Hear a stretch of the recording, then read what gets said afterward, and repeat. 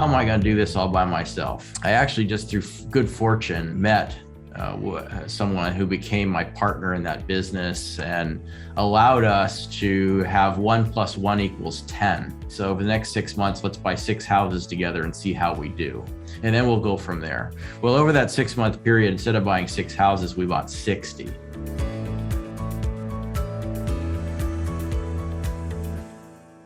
Welcome, everyone, to the Road Less Traveled Show. This is a show about people that were successful in a previous career and left that career to go down a different path. I'm your co-host, Richard Coyne. And I'm your co-host, Bill Zahller. On today's show, we have Brian Burke. We're so glad you're with us, Brian. Bill, take it away. It's great to be here. Yeah, Brian. Well, thank you so much for being on the Road Less Traveled Show. Appreciate you being here. Likewise, I appreciate you guys inviting me. Absolutely. Well, Brian, can you tell us a little bit about your background and how long you were in your first career before you changed?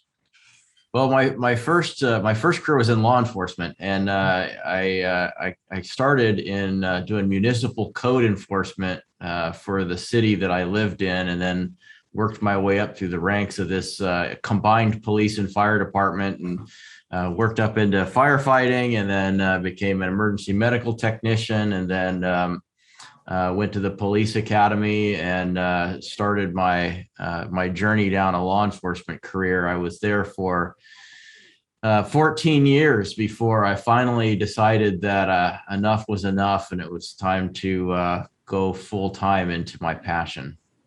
And what is that passion? What did you transition into? Well, I transitioned into real estate investing, which, started out as just kind of a little side hustle for me. And then it somehow managed to grow over the years and until it could actually sustain me even better than the job could. Oh, that's excellent. I remember one of your earlier interviews, I heard you mentioned a funny story about your first group of investors were all guys that had guns you had to perform, being ex-police officers. Yeah, that's true. When I put in my notice at the city, I told all the guys at the station, I said, what I'm doing next is this real estate thing. I've been working on it for years on the side, and now it's going to be my full-time job. And, I still need more money to actually make this thing happen. So if you guys want to invest with me, I'll split the profits with you. And so I filled up that room full of my coworkers and gave them a little dog and pony show about real estate. And by the time that meeting was over, I had 28 investors carrying guns, and I knew that I had one job to do, and that was not lose their money, or I was a dead man. Wow. Oh, excellent. Other than threat of life and limb, and from that anecdote, is there anything else that happened to you along the way and in your previous career, through one of those things that made you go, I got to do something different? Well, not really. I really actually enjoyed that job. Even when I was getting shot at, I suppose it was still not the worst place to be. It was a great way to kind of see all sides of humanity and to, give back to the community and to help people. And at the same time, I made a decent living. And I never was really that much of a morning person. So 9 to 5 was never really a thing for me. So I liked working swing shift. I liked being out at night. I liked driving around the city. I liked having a different thing to do every single day. And literally from 1 second to the next, not knowing what I was going to be doing 1 second or 10 seconds from now. And that was an interesting job. And I really enjoyed it. But I just always knew that I wanted to have financial independence. I wanted to have control over my day and my schedule. And, I knew that I'd have to take another route if that was what really was going to drive me. Mm-hmm. Was there any one deciding factor, Brian, or was it just kind of as you're looking back and kind of piecing it together, figuring you had to do something a little more entrepreneurial to set your own schedule and kind of grow your income that way? Well, it really was. It was mostly about just kind of looking into the future that I wanted to build, and I knew that as long as I was earning a wage, I was trading my time for money, and while the money was decent and the benefits were excellent, I knew one day, I wanted to stop renting an airplane and buy one, and because I'd learned to fly when I was in high school, and it was kind of always a goal of mine to be able to travel and do stuff like that. And, it was difficult. You're constrained to living check to check. And, that wasn't the future I'd envisioned. That's great. Yeah. Yeah, that makes sense. Certainly being able to control your destiny is something that I think a lot of us want to be able to do. And when you're trading time for money, that's not really possible. I mean, again, obviously, when you're doing what we do now, you obviously are, your paycheck is dependent upon, producing, which is, so a little accountability for yourself there, but that's good.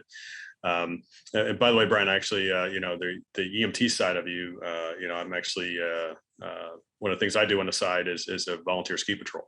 And, we're equivalent to EMTs on the slopes, and, we're not dealing with gunshots typically, but we're certainly dealing with some broken limbs and things like that. So, but yeah, that's a great way to give back a bit. So it'd be a pretty rough ski resort with your. Well, there were some, during the past year with tensions on the fly, and we literally were.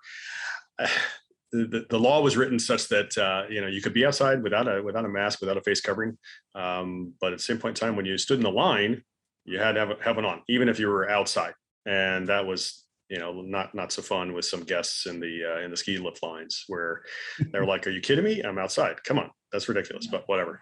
I'm like, I don't make the law. I just have to kind of help. Not that we're police, but we were asked to help try to keep things moving. So. But anyway, so Brian, back to your story. So just as you were, really shifting and moving toward, doing the real estate full time, are there some obstacles that you encountered along the way? Anything that you can share? Well, I think the one thing about being in business is there's an obstacle almost every day, and basically, you just have to work through all that and overcome every one of them, because what happens in this business or in any business is obstacles come along, and people either don't know how to adjust and tackle those obstacles, or they just get tired of tackling obstacles every day and give up. And it's what causes a lot of business failures. So I know that, I was no stranger to that phenomenon. And, we had the great financial collapse of 2008 was probably the largest obstacle that I think anybody could ever encounter when you're in the business world. And when that recession is caused by a real estate collapse, and your primary business is real estate, you probably feel that obstacle even more so than most other businesses felt it. So there was some really tough times and difficult decisions and hard conversations around the dinner table around that time for a number of years, in fact. And, there was, I was fortunate in the respect that the business that I had built was primarily centered around acquiring distressed real estate. And prior to the financial collapse, it was difficult to grow the business. And that was my first obstacle. So again, I say there's a challenge every day. It just changes its face. So the first obstacle was I can't find anything to buy. Nobody's in distress. We're buying homes at the foreclosure auctions in an environment in 2004 and 2005 where if your house was in foreclosure and was about to be scheduled for auction, you could put it on the market at 8:00 in the morning and have it in escrow by noon. So no one's going into foreclosure, right? And then, so the biggest obstacle then was just finding things to buy. And I think that was a double-edged sword, because the good part of that was the difficulty of acquiring meant that I wasn't acquiring a lot, enough to stay busy, but not enough to build this huge portfolio that subsequently came crashing to the ground. So when it really got heated, I kind of stepped back and said, I gotta watch from the sidelines instead of getting involved in this mess. And then sure enough, the collapse came. And when that happened, then I have the challenges of, okay, the real estate that I do have is falling in value. So what do we do about that? Apartment complexes have non-paying tenants because they're losing their jobs. What are we going to do about that? And then the next problem I had was now there's foreclosures everywhere, literally everywhere. And the people could not sell their homes because they owed more on them than they were worth.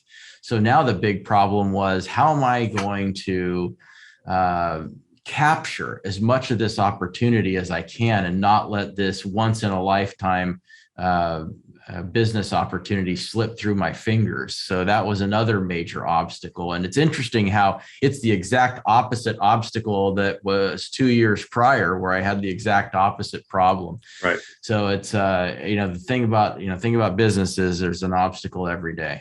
Yeah, that's true. And we also say that, we get paid to solve problems.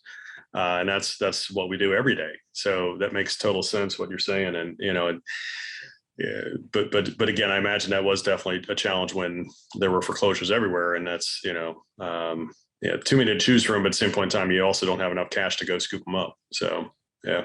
Let's say probably, yeah, everybody's at that point when they've watched, some markets fall by 50%, there's probably not people necessarily, unless they're very well educated on the markets, to want to stand in line to give money to put into real estate if they just watched it, fall in half and in a very short amount of time. So did you have trouble raising equity for that funding of that, or was it more self-funded at that point to be more opportunistic on some of those deals? That is a great question, Bill, because this is a thing that most people completely fail to realize, is that they think, gosh, if I was investing in real estate, in 2010, I could have just swept up and bought up everything because I could have raised money from all these people. And then now they're raising all this money and they're going like, oh, I got investors everywhere. Now I just can't find anything to buy. And this is the conundrum that impacts real estate investors, and it's unsolvable. And that conundrum is, it's either very easy to raise money or it's very easy to buy real estate. It's never both at the same time. So in 08, 09, 10, there was opportunity everywhere, but raising money was incredibly difficult. We were setting out in 2011 to buy rental homes because we saw that the market had bottomed out, and we felt that prices were going to double over the subsequent 5-year period. And we tried so hard to raise money during that time, and nobody would do it. And everybody's like, oh, if I can't get a 20 to 25% return in real estate, I'm not touching it. People would say real estate is toxic. Prices are still falling. I'm not going to touch it. People would say it's the wrong time to invest in rental property. I'm not going to touch it. Thank goodness we were able to raise enough money to buy 120 houses, which was a substantial portfolio. And it turned out we were wrong about it doubling in 5 years. It, in fact, doubled and a half in 5 years. And it was an incredible once in a lifetime investment opportunity. But imagine if it was as easy to raise money then as it is today. We could have bought thousands of houses and made hundreds of millions of dollars. But that's just not how it works. It's either easy to raise or it's easy to buy, one or the other. It's a sentiment, right? I mean, I think Warren Buffett has a saying on that, be fearful when others are greedy and greedy when others are fearful. It's kind of, you're out of sync where the real opportunities lie with the majority, kind of the crowd think on that. Yeah, Bill, but only a few people understand that. And that's the challenge, is that, we can be greedy when people are fearful all we want. But if the people with money are being fearful, it makes it very difficult, to raise money. So it's like, we have a great idea, we have a great plan. But if you can't get the funding, you're DOA. And so that's always the challenge of trying to, build up resilient investor bases of people that are contrarians as well as people who are opportunistic. And, you kind of need both mindsets to keep you going. Yep. Absolutely. Yeah. And that's obviously easier for Buffett to say with $100 billion on cash, but but for everybody else. Right. Well, Brian, what was the first victory you can think of in your new career once you transitioned to real estate? There's something really sticks out in your mind that you realize that this is definitely, I've made the right choice and down the right path? Well, my first victory in this business is a victory every time something good happens, because nothing comes easily. So my first victory was when I was able to buy my very first property. I didn't even own my own home yet. And I bought this this house with no money down. I got a finance company to finance the main part of the purchase, and I would convince the seller to carry back the down payment because I read in a book that that's what you can do. And I figured, well, that's what the book says, and I'll give it a shot. And it actually worked. It's never worked since, but it actually worked once. So that was a big victory to actually get in the game and say that, hey, I'm a real estate investor, and I was only 20 years old. And it's like, that to me was a victory. The next victory I had was getting other people to invest with me. What a huge victory it is to have somebody trust me with their hard-earned money and trust that I'm not going to lose it. That's a major victory that doesn't come easily. And I think, the next like major victory that I had was when I was able to sell my first property for a really large profit. The first one I bought wasn't so good. And the second one I bought wasn't that great either. So, you get in this thing, like you feel like you're spinning your wheels and you're doing all of this and you're not really getting ahead. But yet really what that is it's just setting you up with the experience necessary to be able to recognize the next opportunity a little bit better and refine your processes and survive. If you can survive through that, you'll get to that real success. And so the first time I sold a property and made a really good profit, that was a major victory because it vindicated why I was doing what I was doing. And of course, when your wife is saying like, gosh, you're working awful hard and putting a lot of this money out and all this, but we're not really making anything. Is this really worth it? It's really vindicating and a major victory when you can say, yes, it is. Look at what just happened. Absolutely. Yeah. That's great. So Brian, on your new path, is there something that has struck you as humorous along the way? I had to find humor in everything. When you come from the law enforcement business, the only thing that keeps you going is to try to keep a sense of humor because you see so much tragedy. And I think, in real estate, I like to say that every time I think I've seen it all, I see something I've never seen before. So I always try to find humor in the you won't believe this story, right? So I know one story in particular. I think it was the second house I bought. I had bought from this woman who was losing the house in foreclosure, and she had all sorts of personal problems. And we closed on the deal and she moved out and we started fixing up the house, and the crew goes up into the attic to do some wiring or something, and they went up there and they found her living up there in the attic, much to our unknown. So that was kind of funny. So I just had to tell her. I popped by over there and I said, Susan, you can't live in the attic while we're fixing up the house. You sold it to us, that. So we're going to leave right now. We're going to go to lunch. And when we come back, if you're still here, we're going to be joined by some folks with badges and guns. And I don't think you want to deal with those guys because you probably got a warrant for your arrest or something. You don't want to mix that up. Funniest thing was, boy, when we got back from lunch, she was long gone, never saw her again. So, those kind of funny stories, they stick with you over they're early in your career, those funny stories never leave. Yeah. So see if she wrote in the contract, she only sold the house in the attic below. It was the right. Yeah, she didn't sell the air rights. She kept the air rights. That's right. Sold the house, but not the air rights. I know another funny one was I was at a conference and I had just given a presentation on why now was the time to buy rental homes. In fact, I said if 2000 through 2010 is called the bubble decade, 2010 through 2020 will be called the rental decade. And our business model is to buy up all these rental houses and we'll be in and out of them within this same decade, and we're going to make a killing. And a guy came up to me and he says, after the presentation, and he says, you know what? You're completely wrong. He said, this is not the time to buy rental houses. This is the time to flip houses. Real estate is still falling in value. You and your investors are all going to lose your money big time if you do this. And I thanked him for his advice. So this would be really funny, but it hasn't happened yet. I just want to see him again, just to see him again and go, gosh, remember that time? That's right. We bought a lot of houses and we've sold them all.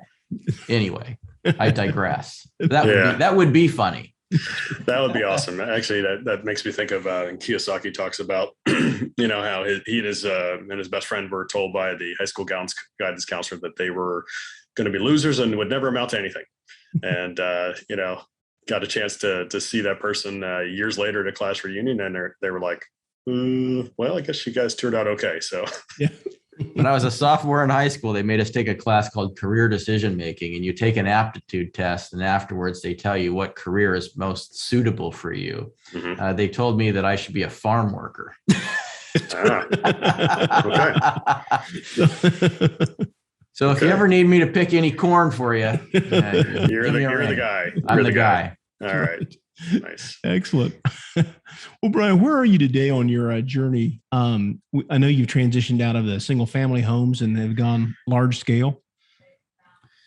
We have. We still do a little bit of single family work now and again. I have a team that we built back in the recession to buy foreclosed houses, and I like to keep people. I don't like to see people leave this organization. So I still have those guys working. It's a smaller team than it used to be, but we still do a little bit of that. And since they're so autonomous, I can keep that going as long as we can find some opportunities here and there.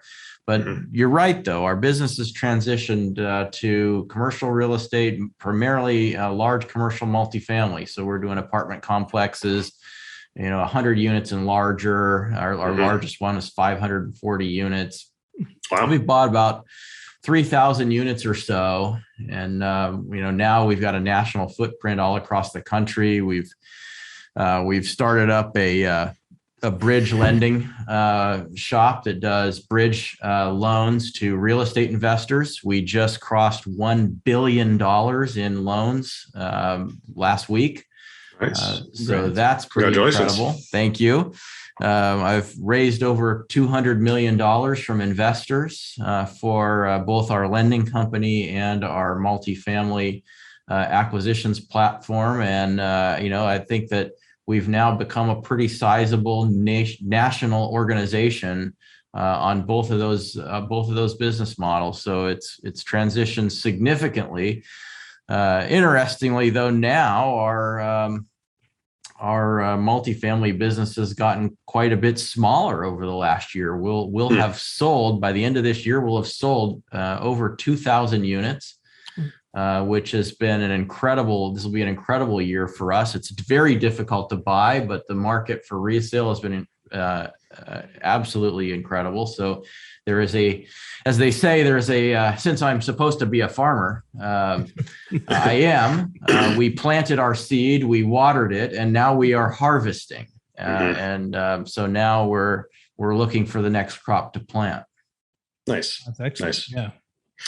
Brian, are you doing anything to perhaps give back?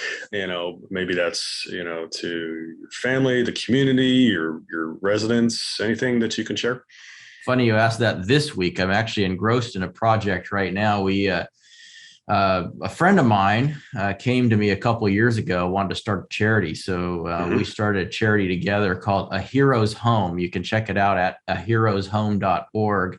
Okay. The mission of our charity is to give away a fully renovated home, free and clear, to a deserving U.S. service member or first responder. We're a little over halfway towards our fundraising goal, and we're going to a conference. I'm a speaker at a Bigger Pockets conference called BPCon in New Orleans, Louisiana. Might have already happened by the time this podcast actually hits. But for the time we're recording this, I'm preparing right now all of our exhibits for this great charity auction that we're partnering with Bigger Pockets to do. They've donated some incredible items for us for our charity auction. And hopefully we'll round out our fundraising to be able to give that house away. So right now I'm organizing all of the auction items and everything and getting ready to start crying bids next week and get the money in for us to give that house away. Oh, that's fantastic. That's fantastic. Definitely we certainly have a bent in that direction as well. And, we'll talk more about that another time, a little ways down the road, but certainly that's fantastic to hear. And again, I do think that is part of it. Those of us blessed with many things, I do think we have an obligation to to give back and to help enrich the lives of others, since we've been blessed. So indeed. Yeah, that was the whole mission behind this charity, is that, we've been fortunate as real estate investors, and what can we do to help people out that aren't as fortunate as us? Mm-hmm. It's a wonderful cause. Awesome. Absolutely. Yeah. Well, Brian, what's something you've recently implemented in your business that's helped you achieve your goals? Well, really, it's been the acceptance of bringing on the right talent, the right partners. And so, I used to be the Lone Ranger, and I prided myself on being all by myself and having full control over everything and kind of doing everything soup to nuts. And that was really my calling card. And then I realized about 10 years ago that back when I told you I had a problem to solve, and that problem was there was thousands of foreclosed homes to buy. And how am I going to do this all by myself? So I actually, just through good fortune, met someone who became my partner in that business and allowed us to have 1 + 1 = 10. And, we grew, we thought, geez, let's do an experiment, and let's, over the next 6 months, let's buy 6 houses together and see how we do. And then we'll go from there. Well, over that 6-month period, instead of buying 6 houses, we bought 60. And so, what we realized was, when you bring something to the table and you're missing something, and you bring somebody else to the table that has what you're missing, you can accomplish incredible things. And so on our multifamily business, a few years ago, I was fortunate enough to meet someone through a friend of a friend that had 2 friendly competitors in the industry that had always kind of gone head to head with each other. And the 3 of them somehow got together and found me and came to me and pitched the idea of us teaming up together in the multifamily space. And that's what carried our business from doing smaller deals and 100 units here and there to thousands of units with a national footprint. And it's incredible what you can accomplish if you have the right people around you and implementing those partnerships to round out your skill set, round out your capabilities, is an incredible launching pad for growth. Awesome.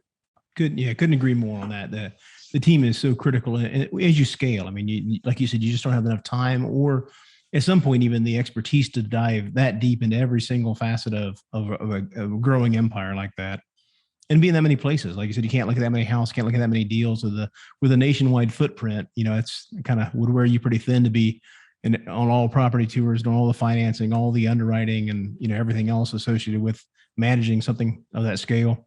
Yeah. It's true. And so, when we went to Atlanta, for example, I could say, talking to a broker or a seller, well, how many properties have you bought in Atlanta? Well, none. So, okay, take this guy off the list, go to buyer number 2.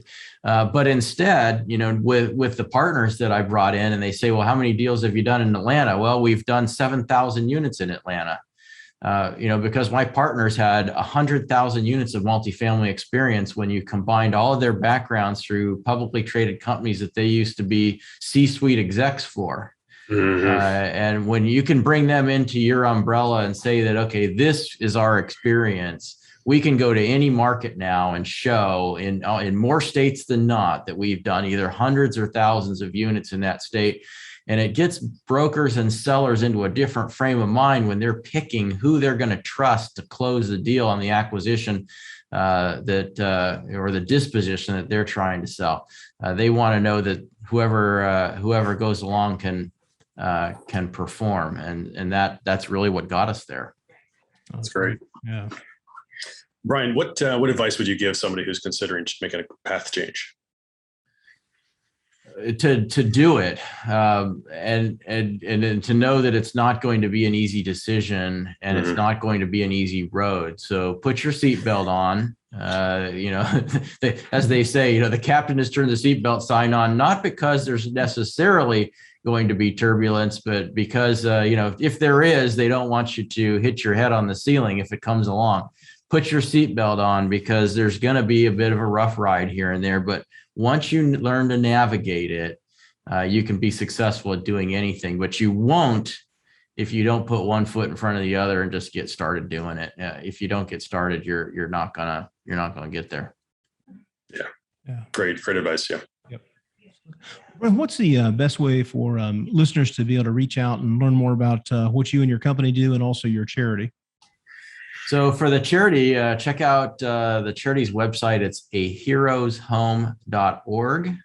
And they can learn more about Praxis at Praxis Capital's website. It's praxcap.com, which is praxcap.com. They can also follow me on Instagram at investor Brian Burke, or find me in the biggerpockets.com real estate forums, just answering questions for people. Oh, excellent. And we'll link those in the show notes below. Well, Brian, we really appreciated the conversation and you being on the Road Less Traveled show. Appreciate all the insight and we wish you continued success. Thanks for having me on, guys. Absolutely. Absolutely, Brian. It's been great. We certainly really want to thank you for being on. We'd also like to thank our listeners. Please continue to listen. Give us a 5-star rating so we can continue bringing you more great content like our interview today with Brian Burke. Also, we'd like to thank Park Capital Partners for sponsoring this show. Please continue to listen, folks. And remember, the road less traveled may be calling. We recommend that you listen and take action. Thanks for joining.